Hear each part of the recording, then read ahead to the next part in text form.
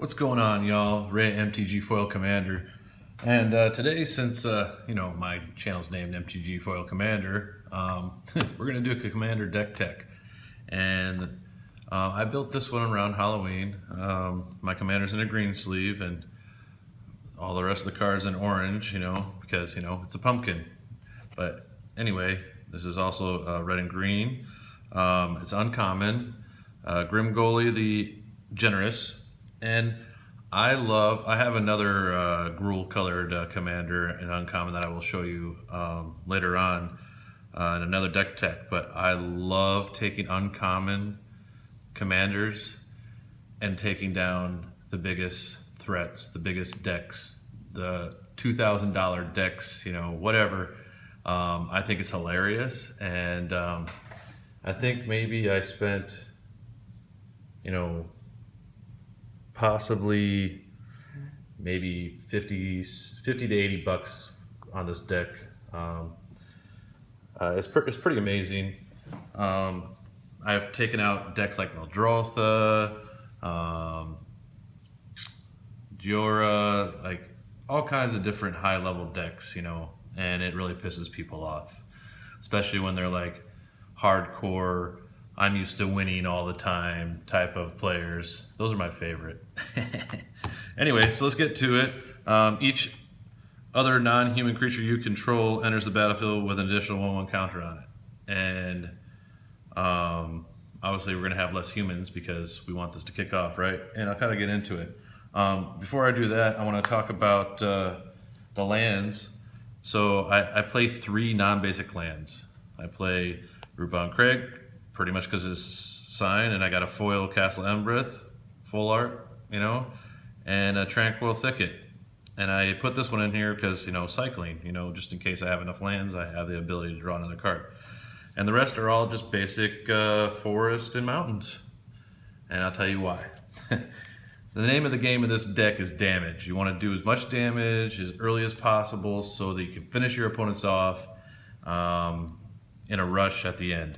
And with that, I play Primal Order, a card that people don't really look at. I think Commander players should look at a lot more, especially ones that can afford the non-basic lands. This is a great deck if you're playing, or a great card if you're playing green. During each player's upkeep, Primal Order deals 1 damage to that player for each non-land he or she controls. So you got all those rich players that are, showing off all their dual lands and shock lands and all that stuff. Well, they just take a bunch of damage each turn, each one of their upkeeps, and it's freaking amazing. Now, since we're on enchantments, I'll go into the rest of the enchantments. I have Leyline of Abundance. This is kind of to help make our ramp go a little faster to get to the bigger creatures that we need to play. It allows you to put +1/+1 counters on all your creatures, which is relevant. So not only are we trying to do a ton of damage, we're trying to get a bunch of 1/1 counters, and you'll see why towards the end of the video. This one, you can put a 1/1 counter, or it has Riot. You get a 1/1 counter or haste, which is great, and your creatures can't be countered. This is a big one. Very important card. All right, then speaking of counters, if you get a 1/1 counter, you get an extra one with Hardened Scales. Pretty awesome. Doubling season, twice as many tokens, twice as many counters. Amazing. This is great. Little extra damage. It's 2 mana, man. 2 mana, and every time your opponents play a non-creature spell, deals 1 damage to them. And then you can sacrifice and destroy an artifact and enchantment, which is really relevant in Commander because a lot of people play stacks, and you got to pay a whole bunch to attack them. Well, you can destroy at least one of those enchantments to make it easier. And then I play Sandworker Virgins because people like that evasion, right? Creatures with flying can't attack you or planeswalkers you control. It protects you and planeswalkers you control. And at the beginning of each end step, you get a 5/5 worm token. You have doubling season out, you get a couple. It's great. And then I have, whenever a creature enters the battlefield under your control, it deals damage equal to its power to any target. So you can take out creatures, you can do damage to face. More likely you want to do damage to face. Actually, you probably want to kill off as many creatures as possible because damage to face isn't going to be a problem in this deck, and you'll see why. So those are my enchantments. What was the last one? Yeah. So anyway, from there I'm going to show you what artifacts I play. Soul Ring, obviously, awesome. Emerald Medallion to make your green spells cost 1 less. Fire Diamond taps for a red. Dark Steel is indestructible, and you can add 1 mana of any color. Real nice. Red spells cost 1 less with Ruby Medallion. Gilded Lotus, add 3 mana of any 1 color. Very good. This one is great because once you get some bigger creatures out, if you play it, it costs X less, depending on the greatest power among creatures you control. You can add 2 green and gain a couple of life in the process. And whenever non-token creature enters the battlefield under your control, put a 1/1 counter on it and draw a card. Amazing, amazing. And then, you have your Flash Embercleave to come out of nowhere and, double strike damage. We're all about the damage here, right? That's not even the best part. Speaking of Planeswalkers, protecting them, I play 5 Planeswalkers.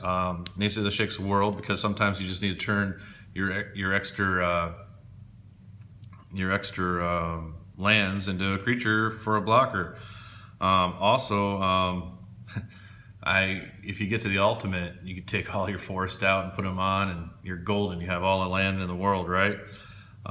Plus, your forest tap for double mana, double green mana. I play Jing Yengu because he allows to put 1/1 counters on creatures, and they tap for 1 mana. The ones that aren't your mana rocks can also tap as mana rocks, which is amazing.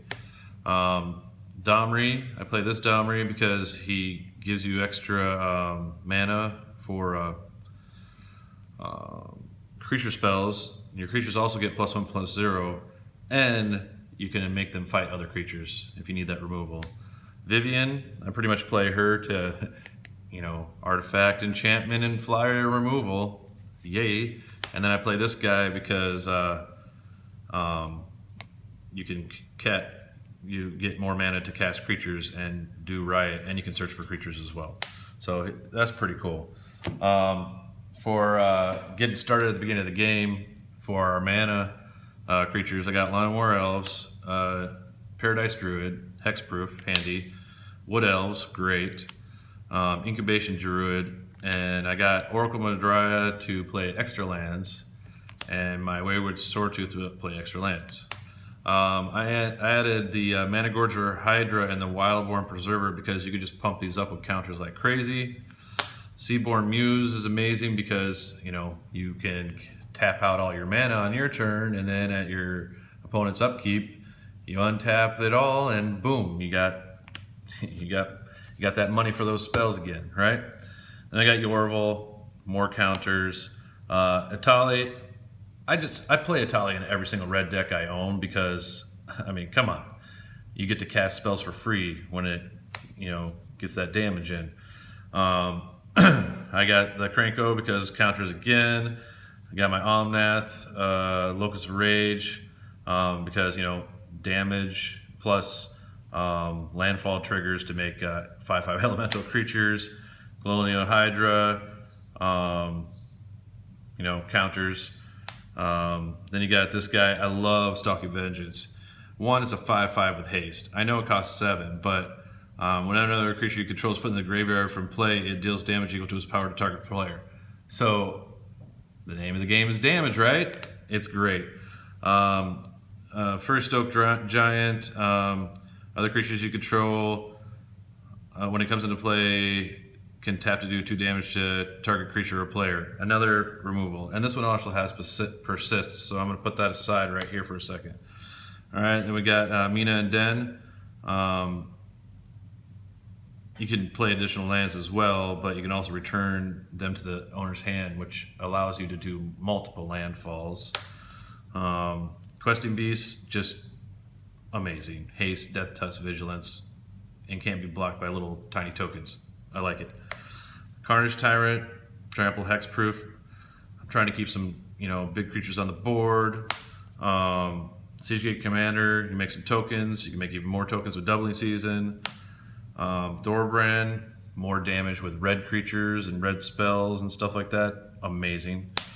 Your Hydra, it's just, share the damage around all your opponents. And then, I want big creatures out because then Galta gets cheaper and he has Trample. Trample is awesome. This guy also has Trample and Reach, so it helps you a little evasion of flyers. Plus, can get big and get that Trample damage through. I really like this card. This guy, I don't know how many times he stays on the board and I get like 10 Saprolines out, and I get City's Blessing no problem, and now they're 3/3 Saprolines. Just ridiculous. This guy is more for removal, and then you got this guy, Cavalier of Thorns. It's just you can put stuff in your graveyard for graveyard tricks. Maybe better in a Golgari deck, but I just think that for what he has to offer is great. I play Meteor Golem because removal and a 3/3 body. Vigilance, Trample, Haste for this Endrazor Forerunner. Give him +2/+2 in Vigilance and Trample to all your creatures. So on a turn, and I will show you the sorceries now because this guy is kind of a combo piece with, let me find the card, Finale of Devastation. I used to do this in Standard before anyone else was even doing it, and then bannings happen and all that stuff, so I stopped playing the deck. But yeah, you get this for 10, get this guy out, it's a 17/17, and then all your other creatures get +12/+12. It's stupid good. Then we also have, if we end up in a pinch, we got the Blasphemous Act. We can search for some basic lands with Sky Shroud Claim, speaking English. Harmonize for that draw power, because green and red don't really have a lot of draw, so we got that. This is kind of a end game, like, you think you got me, you attacked out, next turn you're gonna attack me and kill me. How about I just take all your creatures and kill you instead? Amazing card. Kodoma's Reach, more ramp. Decimate. This card is so underrated, and I barely ever see it played. But the ability to destroy an artifact, creature, and enchantment and land, like all at once, boom, boom, boom, boom, boom. It's for 4 mana in Commander. Easy day. Ironcrag Feet. I played it, one, because it's a full art, which is awesome, and who doesn't want to pay 4 to get 7 mana out and cast one more spell like an Atali, boop, with haste. Ooh, very good. And then of course the finisher that can't be countered if it's 5 or more, Banefire. Freaking amazing. All right, we'll talk a little bit about our instant spells. I play a little differently than other people. Here I got Electro Dominance just because more damage plus casting a spell without paying its mana cost. Amazing. Heroic Intervention, when you're trying to get your combo out and someone's like, what, this guy's gonna go off next turn, nah, I'm gonna destroy all of his creatures, or whatever, and you're just like, nope. We don't have Teferi's Protection because it's white, so this is the best you can get pretty much. Signal the Clans, if you want to search for certain creatures, yeah, you have to shuffle them and choose one randomly, but that's okay, and I'll show you why here in a minute. Another draw spell, you get a big creature out, you draw a bunch of cards. I did think about adding Reliquary Tower in just because of this card, but I don't think it's worth it, due to wanting to do damage for having non-basic lands. And then we have the Tarkus Command, especially when your opponent's trying to storm off with what's that card? Anyway, they got to gain a bunch of life and do a bunch of damage to you and all that stuff. You could just be like, no, you're not gaining life this turn. And you can put some,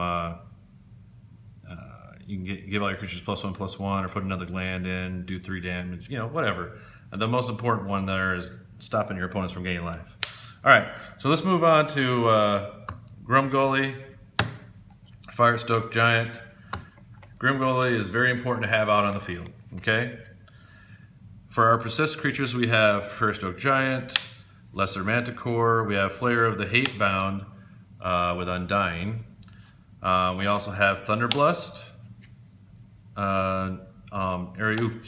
Oopes, whatever you want to call it, right? So I love Persist in this deck. It is amazing. The fact that you can, they come in with an extra 1/1 counter on it, so they die, and they normally get a -1 counter.